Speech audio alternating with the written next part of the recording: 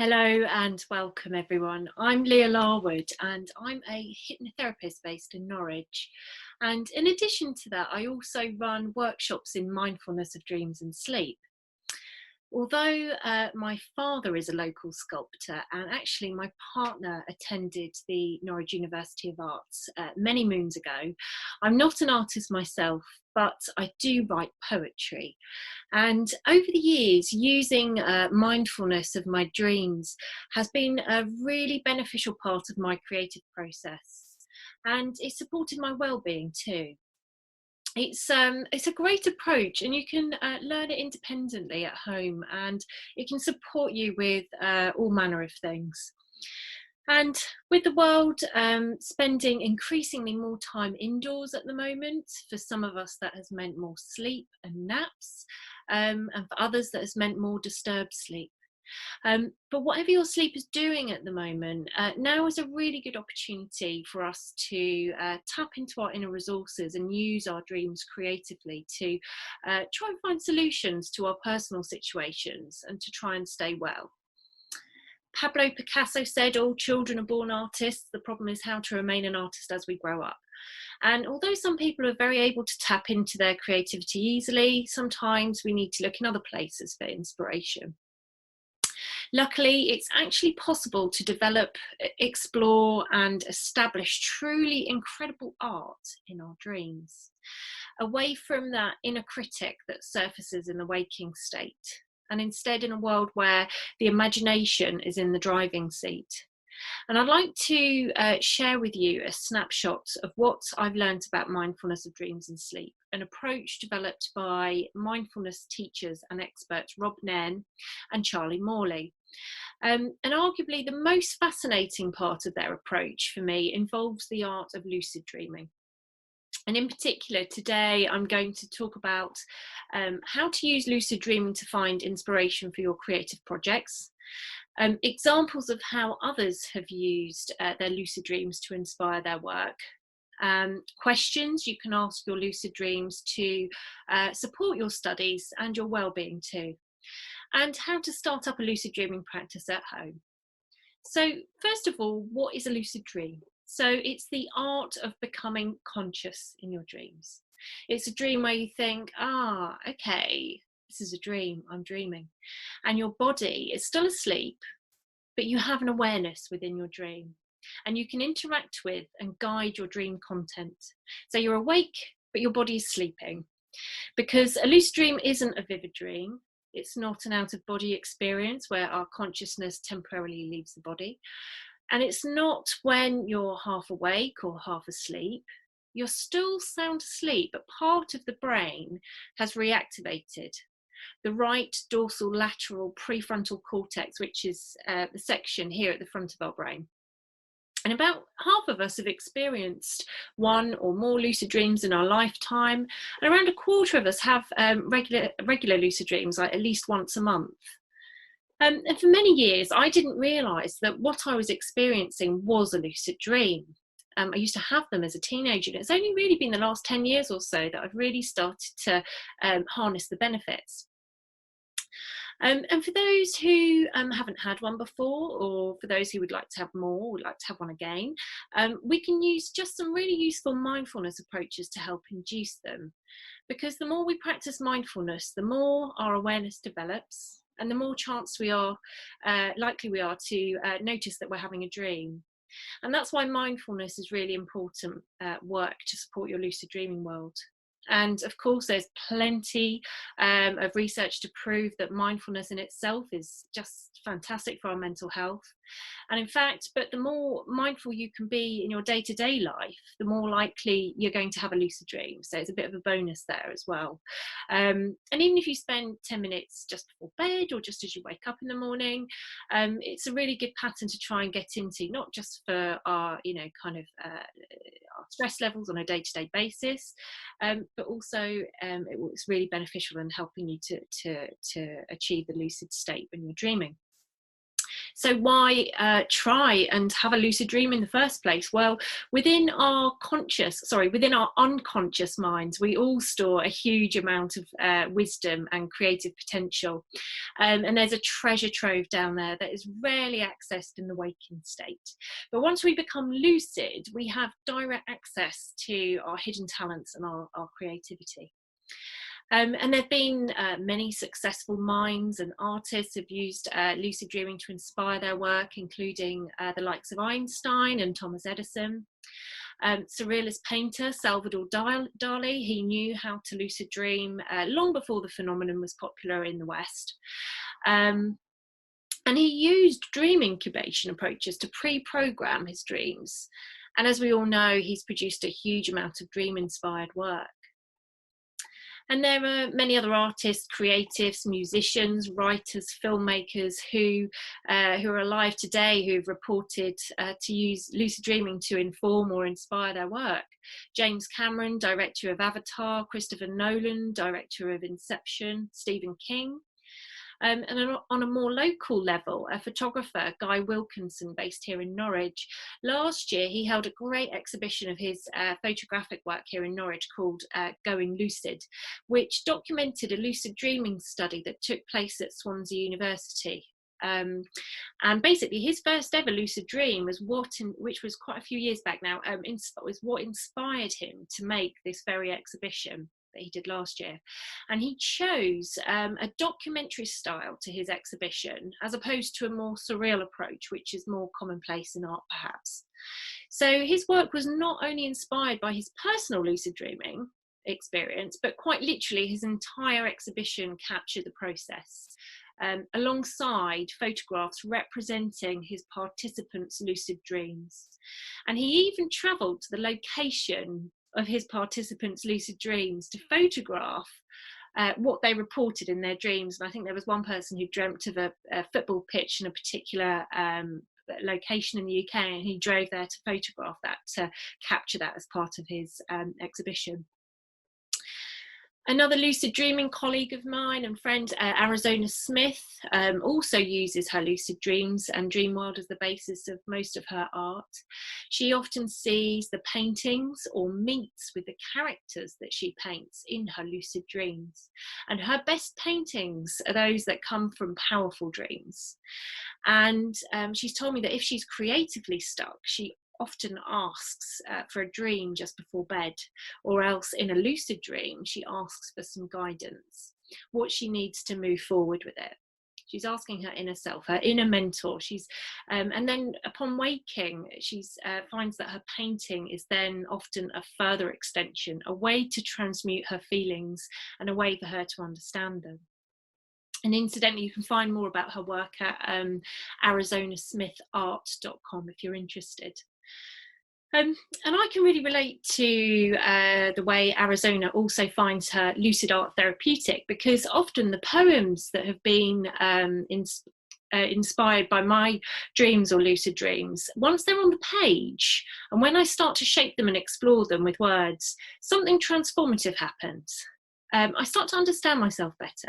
And as we all know, with art and with writing and poetry, it is very therapeutic and cathartic.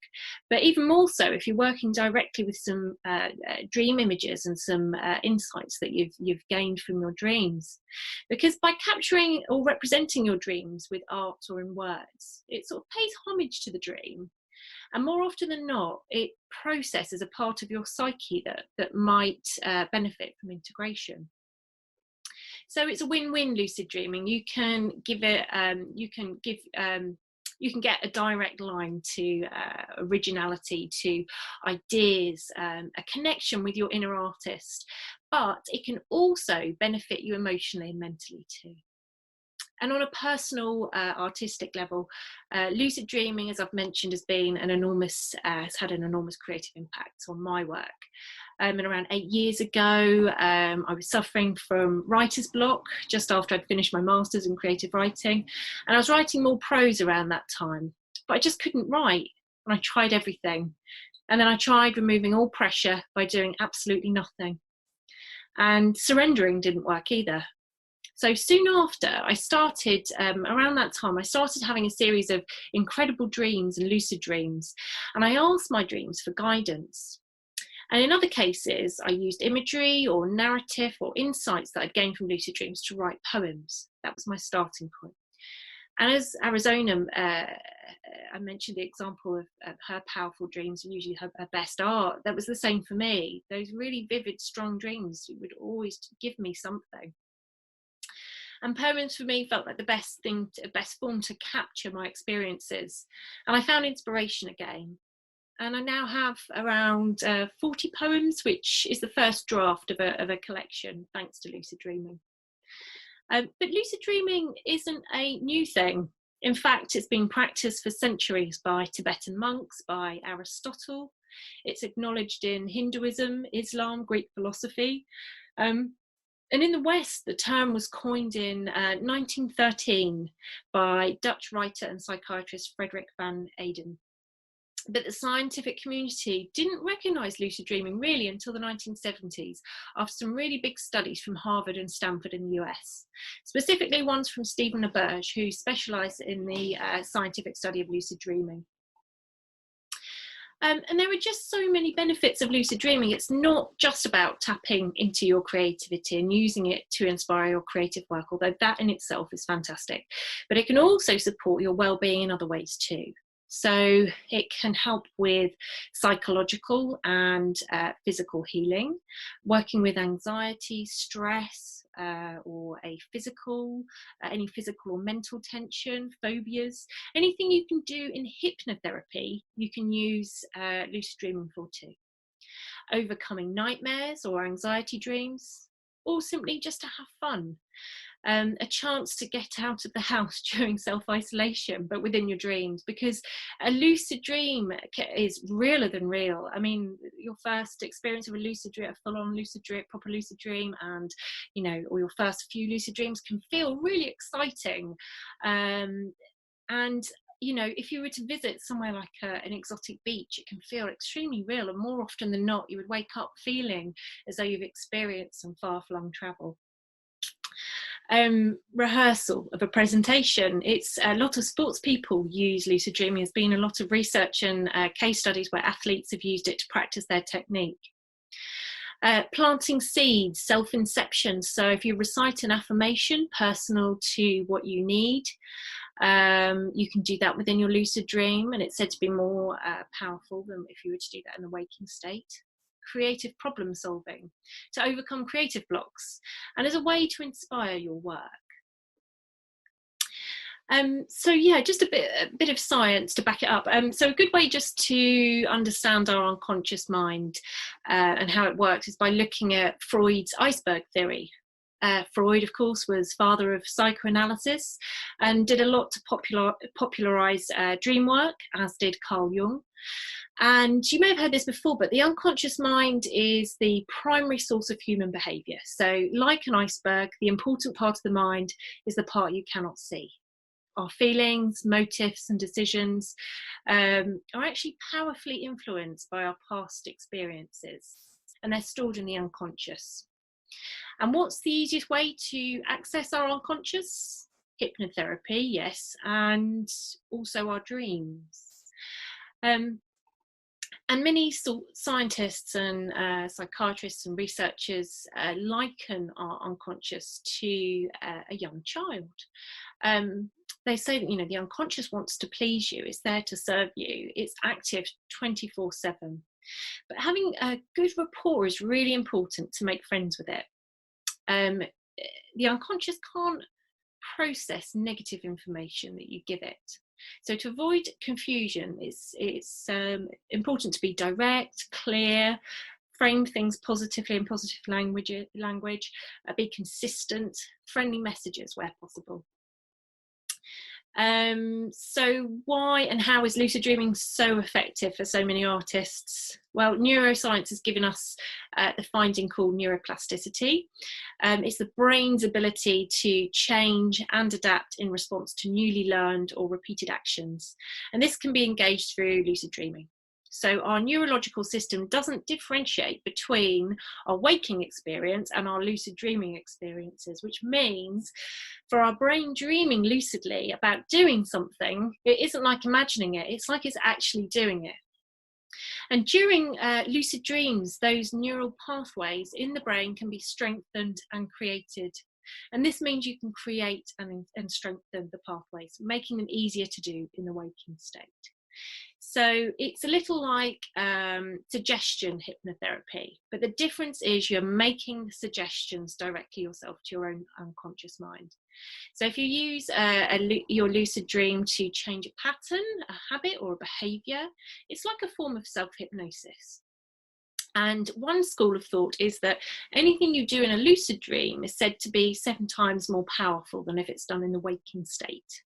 So therefore, each time you engage with creativity in the lucid dream, you're strengthening the neural pathways associated with creativity in the waking state.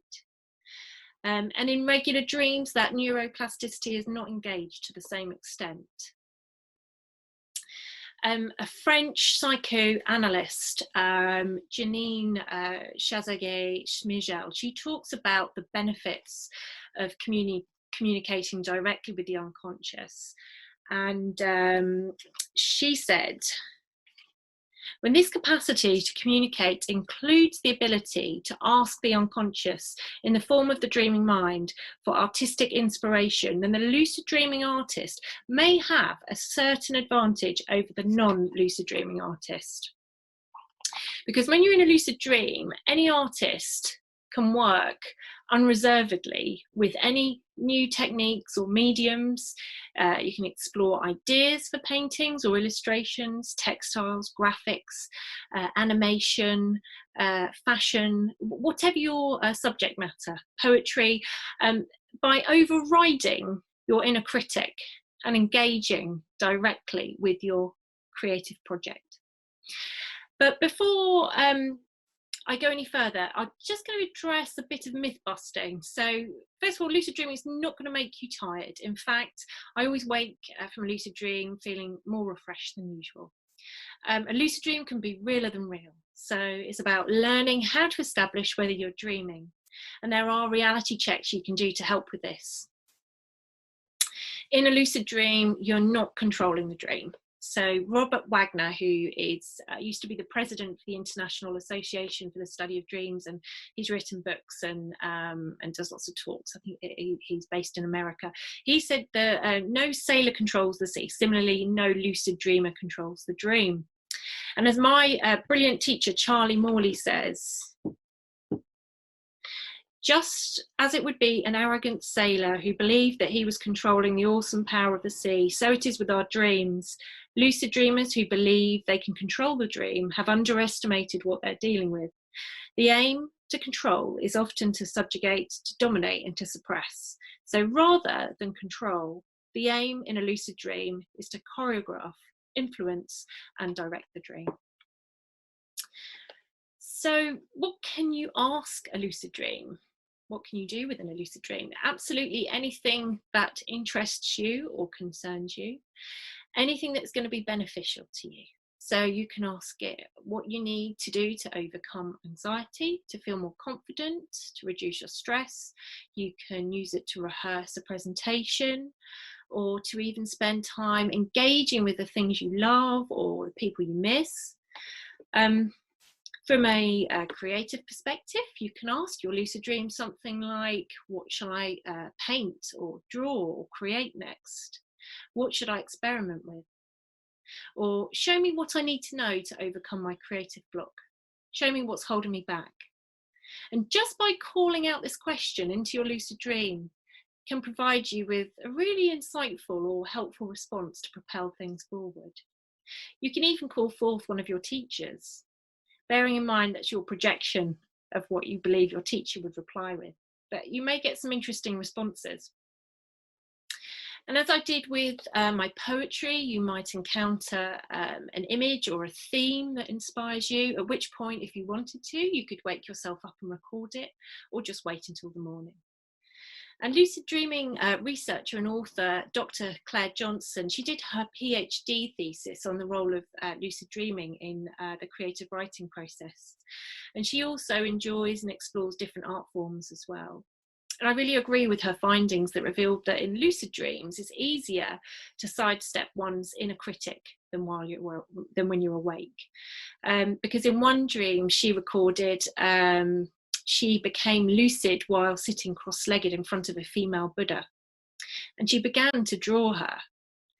And in the dream, there was also a woman watching Claire critically from the doorway, but she ignored her till she went away and carried on drawing as Buddha. Following that lucid dream, Claire was less critical towards her own attempts at art, and this attitude basically freed her to experiment with different art forms. Claire's experiments looked at different levels of dream control, what she calls passive and active approaches. So if you become lucid within a dream, you could try the passive approach, which is just being a pair of eyes. So simply just adopting an attitude of alert observation as dream imagery unfolds before you.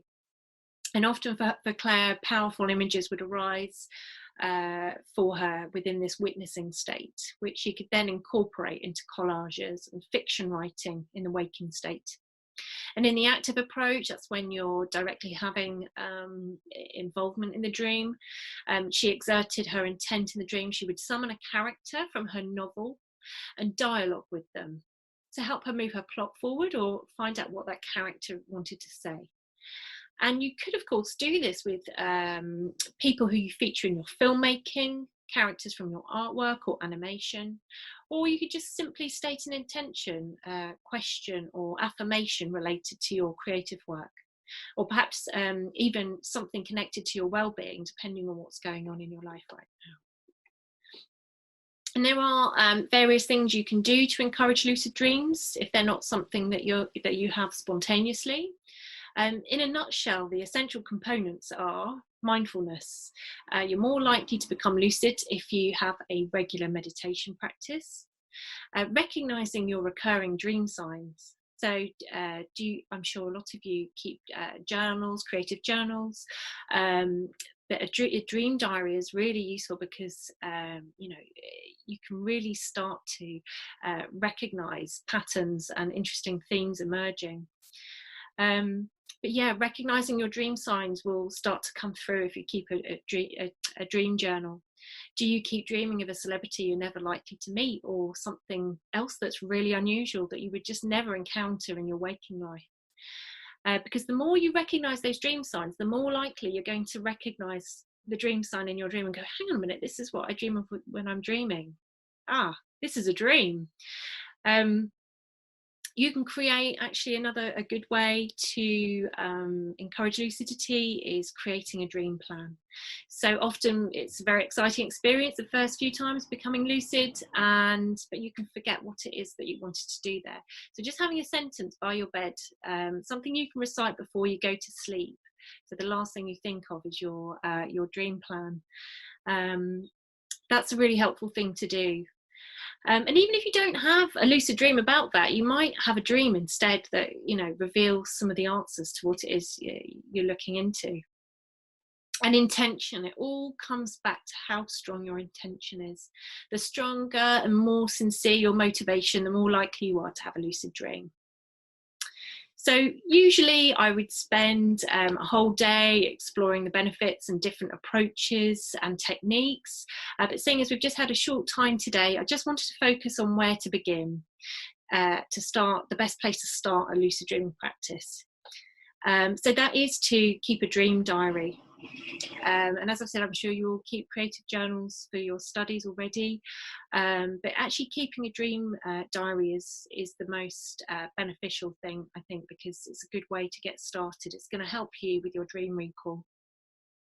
Because basically by writing down your dream, it pays homage to the dream and it reinforces the habit of viewing dreams as something valuable. And once you see dreams as valuable, you'll naturally start to recall them with more ease, and your dreaming minds may even respond by giving you dreams of more psychological value.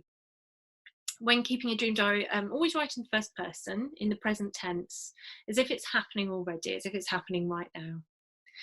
And the act of writing them down means you're recognising the memory of an unconscious process within your conscious awareness. So your dreams will manifest in a more recognisable way. And by recalling them, you're getting to know your dreaming mind, and the better you get to know it, the more likely you are to recognise it and become lucid.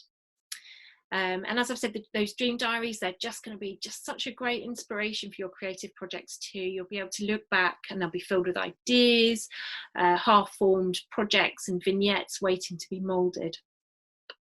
So just a couple of tips on keeping a dream diary. Buy yourself a book or a journal you're going to treasure and really enjoy writing in. So this is your license to go and splurge on some great stationery. Write down your dreams as soon as you remember them and do it straight away. Don't wait till morning.